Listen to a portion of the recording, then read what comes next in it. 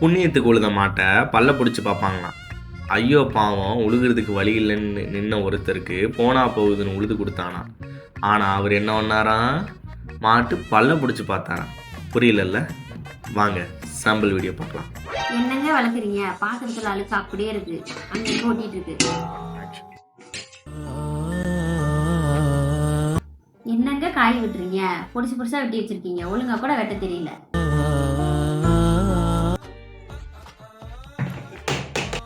என்னங்க துணி துவைச்சு வச்சிருக்கீங்க? பூரா கரையா இருக்கு. துணியெல்லாம் வாஷிங் மிஷின் தான் துவைச்சிச்சு. ஸ்விட்ச் ஆன் பண்ணது நீங்க தானே?